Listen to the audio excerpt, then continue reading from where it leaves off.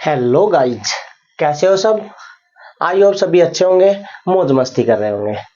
तो आज हम अपनी क्लास 10th के चैप्टर 3 जो pair of linear equation in two variable हमने स्टार्ट कर रखा है उसको आगे बढ़ाएंगे। उसकी एक्सरसाइज 3.2 का क्वेश्चन नंबर 1 के जितने पार्ट थे और क्वेश्चन नंबर 2 हमने कंप्लीट कर लिया था। आई होप आपको अच्छे से समझ आ गया होगा। तो आओ स्टार्ट करते हैं नेक्स्ट क्वेश्चन। हम क्वेश्चन नंबर 3, तो क्वेश्चन नंबर 3 में अपने पास क्या है, उसका फर्स्ट पार्ट देखो क्या है अपने पास। आओ स्टार्ट करें। तो देखो भाई question number 3, the difference between two number, दो नंबर के बीच का डिफरेंस है वो 26 है। One number is 3 times the other, दूसरा पहले वाला नंबर दूसरे का 3 टाइम्स है। फाइंड द नंबर और सोल्व बाई सब्स्टिट्यूशन मेथड। बोल रखा सब्स्टिट्यूशन मेथड से सोल्व करना है। तो लिखेंगे let one number equal to x, second number equal to y. अब कैसे उसने क्या क्या बोला वो देखो। उसने बताया इन दोनों नंबर का डिफरेंस, डिफरेंस मतलब भाई माइनस करना। तो पहले में से दूसरे को माइनस कर दो, ये लो भाई। और ये बता रखा, उसने बता दिया 26 है। कितना है? 26। इक्वेशन नंबर हो गई 1। आगे क्या बताया? One number is 3 times the other, पहले वाला नंबर दूसरे नंबर से 3 टाइम है। पहले वाला नंबर x, दूसरा नंबर है y, ये वाला नंबर इससे 3 गुना है, 3 टाइम्स है। तो इसका मतलब ये पहले से ही ज्यादा है इससे। तो कहने का मतलब क्या है कि अगर x 9 है तो y 3 है। ये है कहने का मतलब कि x वाला नंबर इससे 3 टाइम है। तो एक बात बताओ, इसको मैं अगर 3 से मल्टीप्लाई करा दूं तो इक्वल हो जाएंगे या नहीं हो जाएंगे? हो जाएंगे ना। तो करवा दो फिर इसको 3 से मल्टीप्लाई और इक्वल हो जाएंगे। इक्वेशन नंबर 2 आ जाएगी भाई। आ गई इक्वेशन नंबर 2। ये तो एक एग्जांपल लिखा था, इसको साफ कर देता हूं। अब देखो x की वैल्यू निकली हुई है अपने पास 3y, पहली में पुट कर दो तो put 3y minus y equal to 26। ये हो गया 2y इक्वल टू 26। 2 से कैंसिल कर दो, y इक्वल टू 13। y की वैल्यू कितनी आ गई? 13। तो y की वैल्यू को सेकंड इक्वेशन जहां निकली हुई x की वैल्यू वहां पुट कर दो, x इक्वल टू 3 इंटू 13। और 3 इंटू 13 कितना हो गया? 39। तो x की वैल्यू आ गई। तो अपने पास जो 1 नंबर है वो अपने पास आ गया 39 और सेकंड नंबर है वो अपने पास आ गया 13। ये था भाई क्वेश्चन नंबर 3 का फर्स्ट पार्ट। आई होप आपको अच्छे समझ आएगा। नेक्स्ट पार्ट की तरफ बढ़ते हैं। क्वेश्चन इसका सेकंड पार्ट देखो भाई, सेकंड पार्ट क्या है।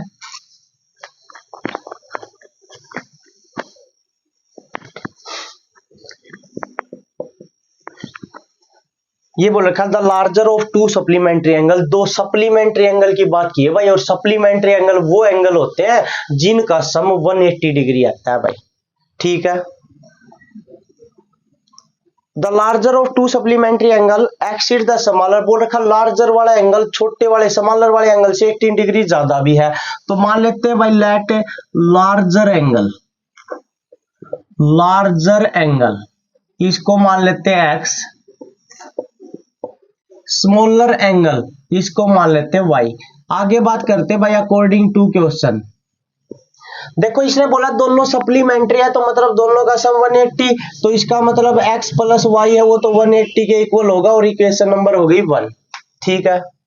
एक बात इसने बताई, जो बड़े वाला एंगल है x और छोटे वाले एंगल मतलब y से 18 डिग्री ज्यादा है 18 डिग्री। तो मतलब ये 18 डिग्री ज्यादा है तो इसमें 18 को ऐड कर दो और दोनों क्या हो जाएंगे? इक्वल। तो ये इक्वेशन नंबर हो गई 2। और यहां से देखो x की वैल्यू निकली हुई है पहले से ही, तो इस x की वैल्यू को फर्स्ट इक्वेशन में पुट कर दो। x की जगह पर क्या लिख दे? y प्लस 18 प्लस में y इक्वल टू 180, y और y 2y, 18 प्लस इस साइड आके माइनस 2y इक्वल टू ये बच गया अपने पास 162। 2 को इस साइड ले जाओ, y इक्वल टू 162 अपॉन में 2, क्योंकि ये मल्टीप्लाई में था इस साइड आके डिवाइड में। 2 से कैंसिल कर दो, ये आ गया 81। तो y की वैल्यू आ गई भाई 81। तो मतलब स्मॉलर एंगल कितना आ गया? 81। अब हमें लार्जर एंगल निकालना है, तो इस 81 को जहां पर सेकंड इक्वेशन थी इसमें पुट कर दो, तो ये हो जाएगा x इक्वल टू 18 और प्लस में y है 81 और ये आ गया 99। ये लो भाई दोनों एंगल आपके पास आ गए हैं। आई होप आपको ये वाला पार्ट क्लियर हो गया होगा। नेक्स्ट पार्ट की तरफ बढ़ते हैं भाई, थर्ड पार्ट।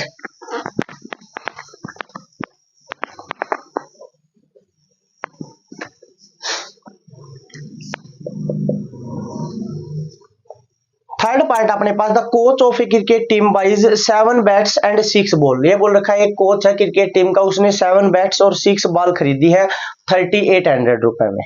तो भाई अपने पास मतलब बैट्स और बॉल का कॉस्ट होना चाहिए, तो लिख लेते हैं लेट कॉस्ट ऑफ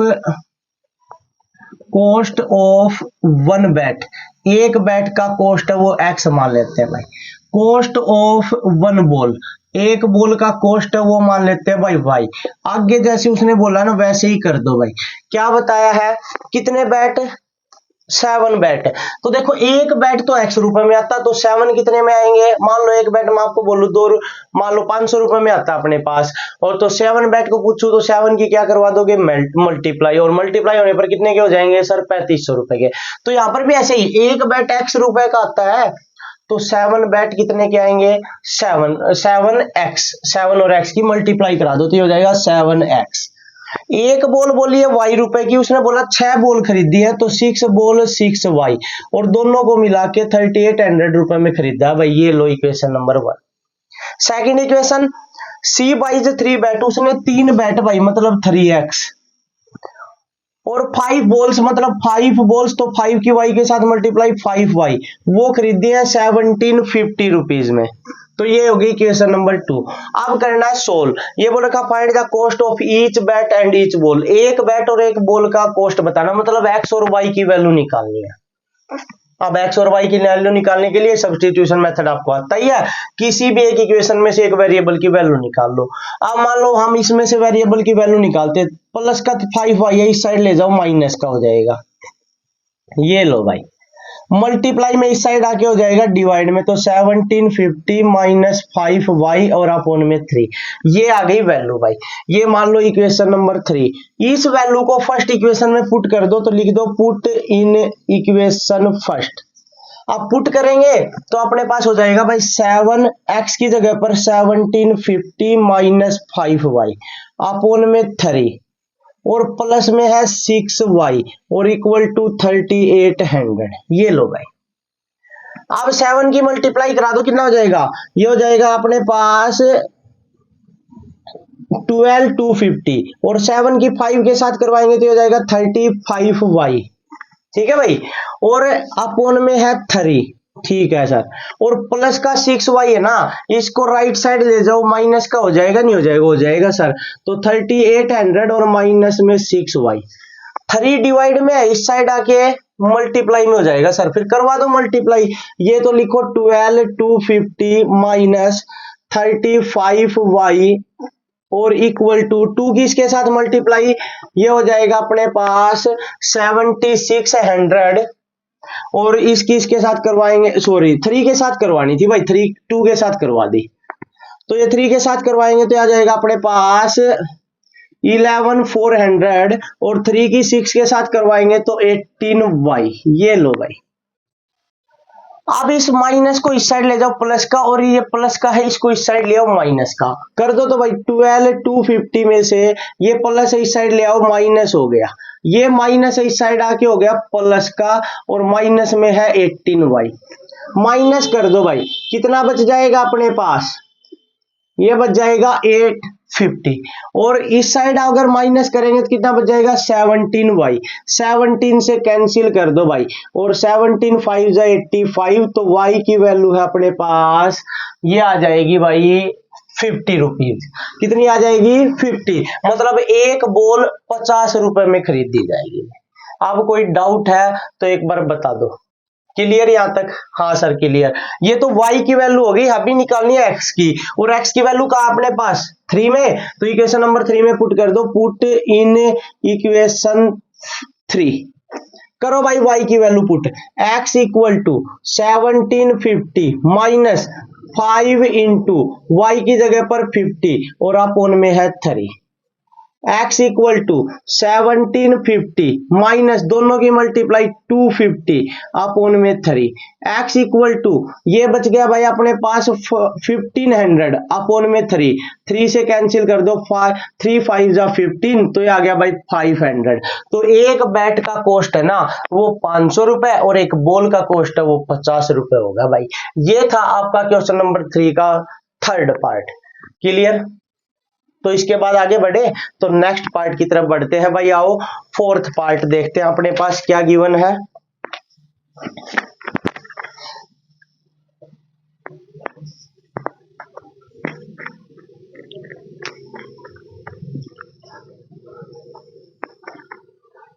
तो क्वेश्चन नंबर 3 का फोर्थ पार्ट देखो क्या है। The taxi charge in A city, एक सिटी में टैक्सी का चार्ज है कंसिस्ट ए फिक्स चार्ज, एक तो फिक्स चार्ज है मतलब उसकी टैक्सी में बैठते ही वो चार्ज अप्लाई हो जाता है भाई,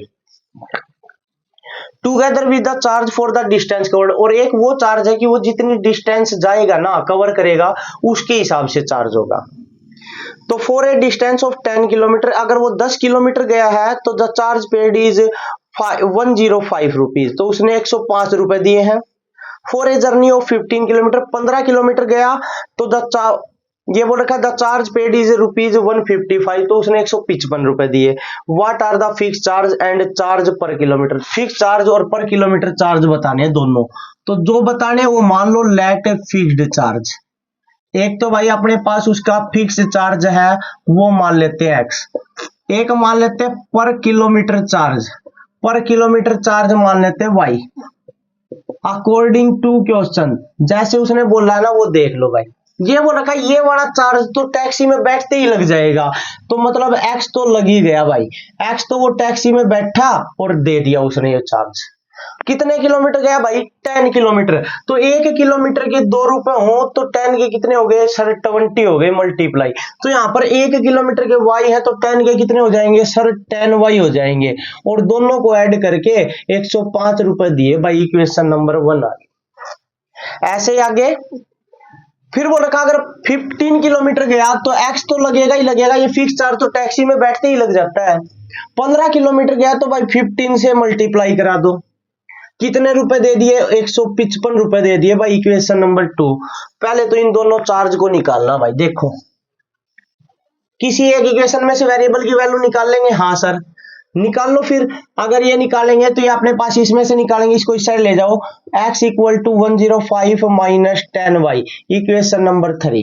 भाई ये देखो x की वैल्यू यहाँ से फर्स्ट इक्वेशन से निकाली है तो सेकंड में पुट करेंगे, हाँ सर करो, पुट इन सेकंड, तो ये हो जाएगा x की जगह पर क्या लिख देंगे 105 माइनस 10y प्लस 15y और इक्वल टू 155।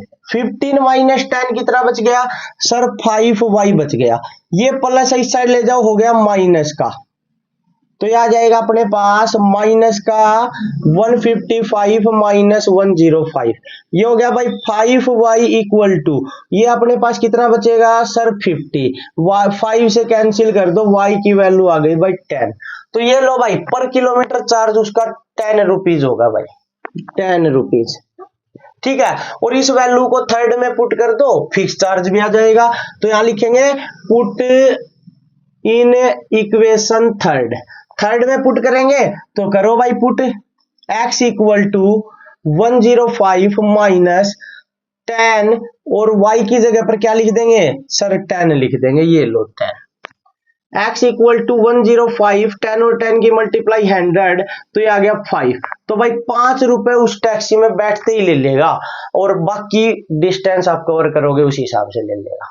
ये था भाई आपका ये क्वेश्चन नंबर 3 का फोर्थ पार्ट, इसका कुछ पार्ट और बाकी अभी इस क्वेश्चन का देखो क्या बोल रखा है।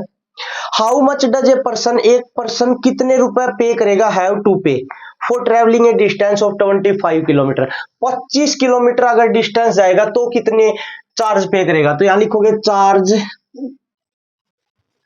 फॉर 25 किलोमीटर कितना हो जाएगा, आप देखो भाई 10 किलोमीटर गया तो क्या बन गया था x प्लस 10y, 25 जाएगा तो क्या बन जाएगा सर x प्लस 25y बन जाएगा, लिख दिया। x की वैल्यू कितनी आई है सर 5, पुट कर दो तो भाई y की वैल्यू कितनी आई है सर 10, तो कर दो भाई पुट। ये हो जाएगा 5 प्लस 250, ये हो गया 255। इतने रुपए दे देगा भाई वो अगर 25 किलोमीटर जाएगा तो। अब हो गया भाई part number 4 complete. I hope आपको अच्छे समझ आ गया होगा। तो नेक्स्ट पार्ट की तरफ बढ़े। हाँ सर आ जाओ तो भाई पार्ट नंबर 5 की तरफ आ जाओ।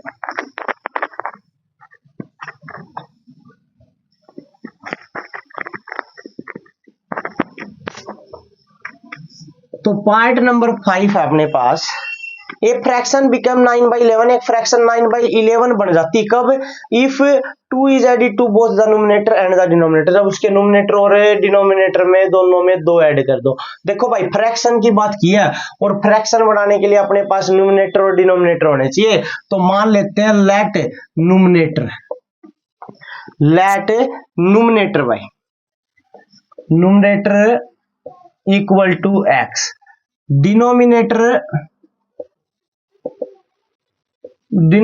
Equal to y. ये लो भाई अकॉर्डिंग टू क्वेश्चन, सॉरी भाई एक बार फ्रैक्शन और लिख लो भाई। पहले फ्रैक्शन क्या बनेगी सर? फ्रैक्शन बन जाएगी न्यूमरेटर बाई डिनोमिनेटर, मतलब x बाई वाई, क्योंकि ऊपर न्यूमरेटर लिखा जाता है डिवाइड में डिनोमिनेटर लिखा जाता है। आप लिख दो भाई अकॉर्डिंग टू क्वेश्चन और जैसे बोलता वैसे कर दो। ये बोल रखा है न्यूमरेटर और डिनोमिनेटर दोनों में 2 को ऐड कर दो भाई, तो x में भी 2 को ऐड कर दो, y में भी 2 को ऐड कर दो। और बोल रखा है जो फ्रैक्शन बनेगी ना वो 9/11 बन जाएगी भाई, क्रॉस मल्टीप्लाई करवा दो। 11x plus 22, 9y plus 18। Clear?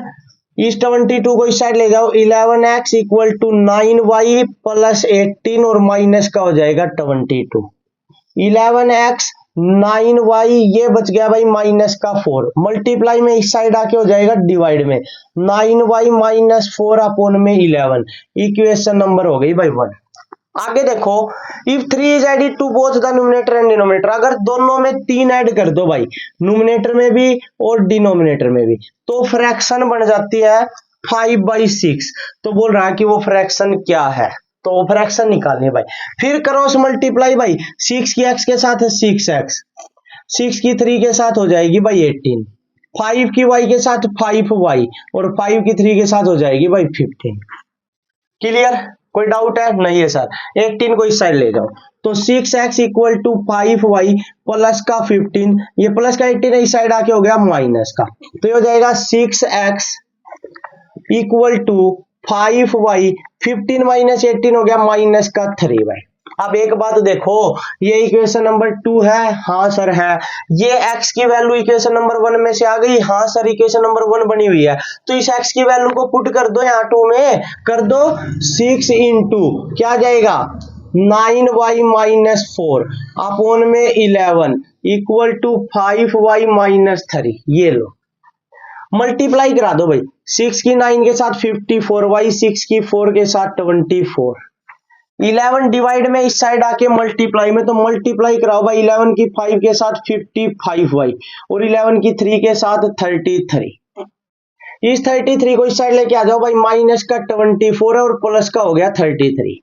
ये प्लस है इसको इस साइड ले जाओ भाई, ये हो जाएगा माइनस का, तो 55y माइनस 54y, ये बच गया 9 और ये बच गया y। तो ये लो भाई डिनोमिनेटर की वैल्यू आ गई भाई, न्यूमरेटर रह गया। हाँ सर न्यूमरेटर रह गया, न्यूमरेटर की वैल्यू यहाँ पुट कर दो आ जाएगी भाई, ये निकली हुई है ना। तो यहाँ लिखो x equal to 9 into y की जगह पर क्या लिख दे 9 माइनस में 4 अपॉन में 11, तो x equal to 81 minus 4 upon 11, 77/4 upon 11, ये आ गया भाई 7। ये लो भाई न्यूमरेटर भी आ गया डिनोमिनेटर भी आ गया। फ्रैक्शन बना दो, फ्रैक्शन क्या है न्यूमरेटर बाई डिनोमिनेटर, तो x की वैल्यू 7, y की वैल्यू 9, ये लो भाई फ्रैक्शन बनकर हो गई तैयार। ये था भाई आपका क्वेश्चन नंबर 3 का 5th part. Clear? I hope आपको समझ आ गया होगा। नेक्स्ट पार्ट की तरफ बढ़े। तो देखो भाई नेक्स्ट पार्ट की तरफ आ जाओ, क्वेश्चन नंबर 3 का 6th पार्ट। तो 6th पार्ट में अपने पास क्या है देखो,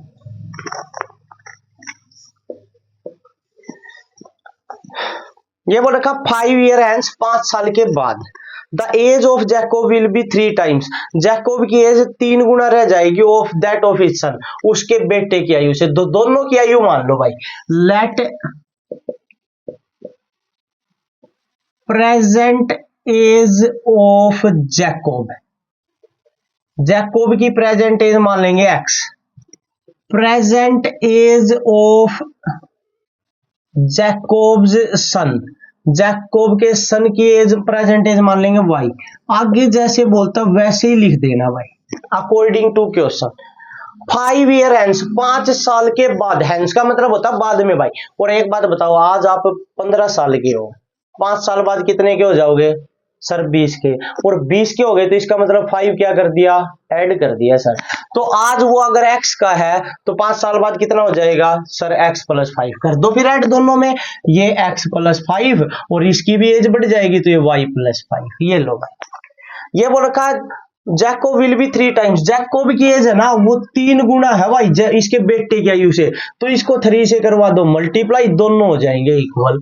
सोल्व कर दो, x + 5 3y + 15, ये लो भाई ठीक है 15, और ये प्लस का 5 इस साइड ले जाओ हो जाएगा माइनस का, तो 3y + 15 माइनस में 5, x = 3y और ये हो गया प्लस का 10, इक्वेशन नंबर हो गई भाई 1।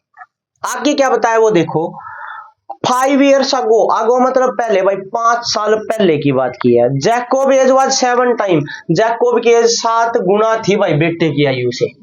एक बात बताओ 7 साल पहले मतलब कम हो गई एज, तो आज अगर x है तो 5 साल पहले 5 ईयर्स अगो 5 साल पहले कम होगी ना, 5 कम कर दो तो दोनों में से x - 5 और y -5। ये वाली एज भाई इससे 7 गुना थी, ये इससे इस एज से 7 गुना है, तो ये बड़ा है, इसको 7 से करवा दो मल्टीप्लाई, दोनों हो जाएंगे इक्वल। तो हो जाएगा x - y 5 मल्टीप्लाई कराओ 7y - 35, माइनस का 5 है, हाँ सर इस साइड ले जाओ प्लस का हो जाएगा, x = 7y - 35 प्लस का 5, x = 7y, ये बच गया भाई माइनस का 30, इक्वेशन नंबर 2।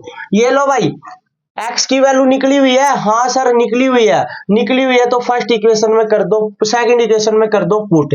तो यहाँ पुट करेंगे सेकंड में भाई, ये लिखो भाई put value of x in equation second, कर दो भाई सेकंड में पुट।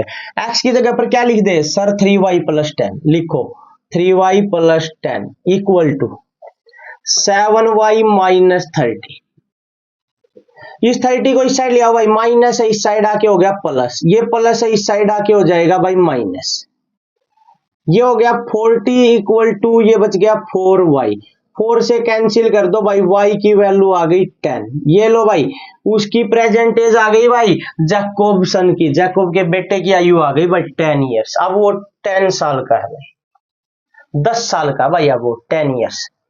इसके बाद भाई इस y की वैल्यू को इक्वेशन नंबर कहां पुट कर दे सर 2 में, तो कर दो 2 में पुट इन इक्वेशन 2, ये लो भाई वहां पुट कर दो, x = 7 × 10 और माइनस का 30, x = 70 - 30 40 ईयर्स। तो जैकोब की जो एज है ना भाई वो 40 साल है 40 ईयर्स, और उसके बेटे की एज है ना भाई वो 10 ईयर्स है 10 साल।